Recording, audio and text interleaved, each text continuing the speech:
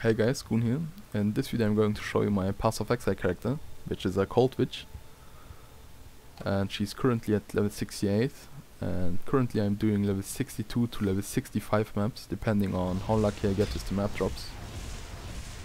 And I'm going to show you exactly which skills and abilities and passive skills I'm using, because I have seen a lot of witches that are struggling to do maps because they are going for very squishy builds, and going for squishy builds in Path of Exile is very detrimental to your game, because in Path of Exile, if you die, you lose 15% of your experience, which means at a high level, like 66 onwards, you might lose several hours of progress depending on how high your level is. And the less you die, the faster you progress actually. That's why the main focus of my build is defense and not offense. And the two skills I'm using for this build are Ice Knower and Ice Spear. And the reason why I'm using these two spells are because, first off, Ice Knower has a very large radius, which means you have a high chance to reach a lot of enemies at once. And Ice Spear has a really high critical strike chance. And why is critical strike chance so important for cold builds? The reason why it's so important is because in Path of Exile, elemental ailments are automatically applied if you get a critical strike. What are elemental ailments? In Path of Exile, for cold damage, the two ailments, or debuffs if you want, are chilled and freeze. If you damage enemies with cold damage, they are automatically chilled, which means they are slowed down. And if you get a critical strike, they are even frozen in place. And if they are frozen in place, they are rendered unable to do anything, and you are much safer to do damage, because they can't shoot back, they can't attack back, they are just frozen in place and can't do anything. And that's why you want to go for a very high crit chance. And with Ice Spear, at a certain distance, the Ice Spear actually changes animation, as you can see. And from that point onward, the Ice Spear has a 600% increased critical strike chance, which means that you're definitely going to get a crit in 1 or 2 hits, depending on how high your base critical strike chance is. And if you get a crit, enemies are frozen in place. And for this build I'm using the Totem support gem with the Ice Spear gem, which means the Totem is doing the freeze job for you. Enemies are frozen in place, you can move in and use Ice Knower to finish them off. It's a very defensive and effective build. And the next I'm going to show you the passive skill tree.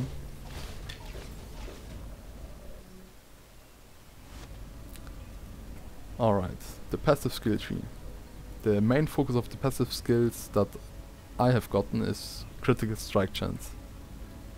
And as you can see, critical strike chance over here, critical strike chance over there, and down there. And these are the 3 main nodes you want to reach after this one. Actually, this is critical strike mode after this one. 60% critical strike chance increase. And if you get enough crit chance, you freeze your enemies a lot more often, and you are much safer to do damage. And the curse I'm using is Frostbite, because Frostbite not only decreases your enemy's cold resistance, it also gives you another 10% chance to freeze enemies that are hit with cold damage. And that's why this build is so effective. You get around 35 to 40% crit chance, base crit chance. Then use the Totem, which means the Totem with the Ice Spear automatically freezes everything it hits because it has a really high crit chance. Then you move in with your own attack, Ice Knower. Then use the curse on your enemies and use Ice Knower, and then enemies are frozen in place forever basically. They can't do anything. And that's why I'm really safe in maps, except if I'm facing enemies that have really high cold resistance, but that's another case. And the skills I'm using here are, as I said, critical strike chance. And after that you can basically get anything that is related to cold damage, freeze, elemental damage, spell damage. Cast speed is the next I'm going to get over here. And then energy shield, mana regeneration. All of that is pretty straightforward, but the crit chance is actually something you wanna get definitely for this build. And over here there's another critical extractions node, but it's really far away. I might get it in the future depending on how I get in the how far I get in levels, but right now I'm going to focus on cast speed, because cast speed also means that you get off a lot more hits and thus have a higher chance to freeze the enemies in place, making it build a lot more defensive. And now I'm going to show you the flasks I'm using. First off, 2 granite flasks for defense.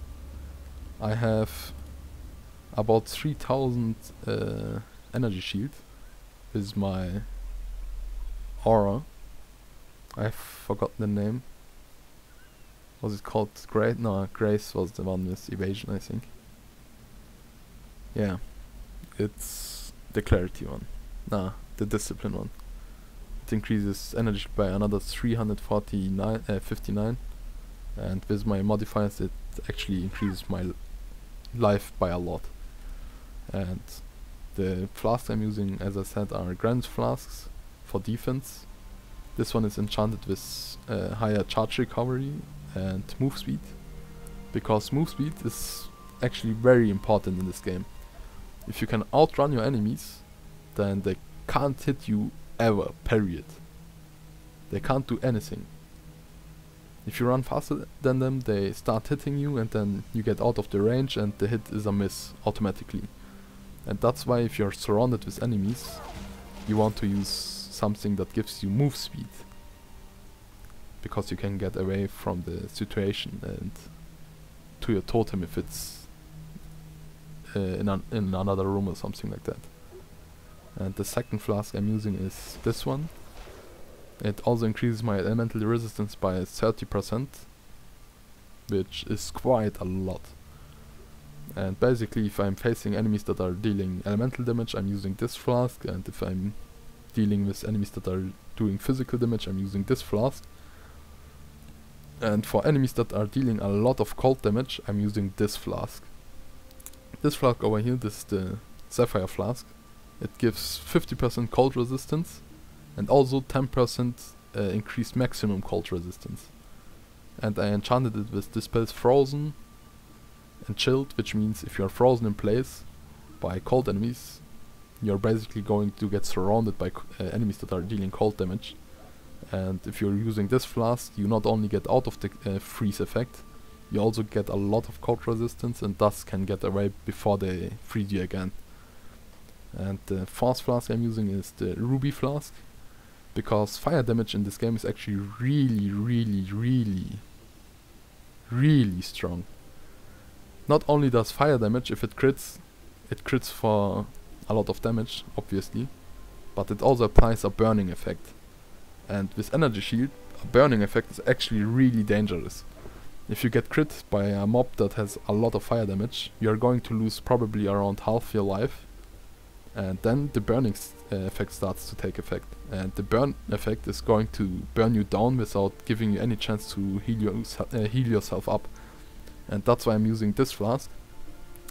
I could have enchanted this with Dispels Burning, but the resistance is actually enough to counteract the fire damage, and that's why I went for the removes curses on use, because sometimes some curses are really dangerous, like the temporal chains one, or the actually all curses except maybe Warlord's Mark are actually really annoying, and that's why I'm using this enchantment instead, to give myself immunity to curses and remove them on use. And the last flask I'm using is actually a mana flask. I don't actually need that much mana, because I have skilled a lot of mana and mana regeneration skill nodes. As you can see, my mana is going down really slowly, and it goes up really fast again. And that's why I'm using a lower level flask without quality, because if I'm using the flask, my mana doesn't get higher, which means I'm getting the full effect of this enchantments that I have on the flask. And I'm using another movement speed increase flask, because if this flask is empty, I want to have a second failsafe key to get movement speed in case something goes wrong. Basically, I have movement speed all the time, and sometimes I'm increasing it even more to 30% because I haven't gotten the 30% on this flask. I'm going to change it in the future, but right now this is enough. And if I have 30% increased movement speed on this one, I'm actually going to change the first flask to increased armor to get some additional defense. But right now it's pretty good like this. And the items I'm using are actually nothing special. I'm just using quantity and rarity find stuff because this build, as I said, is really defensive. You don't actually need that much defense on your gear. As you can see, I don't actually have that many resistances or energy shield. It's actually really crappy gear except for the increased quantity and rarity find stuff. And this is due to the defensive build I'm using.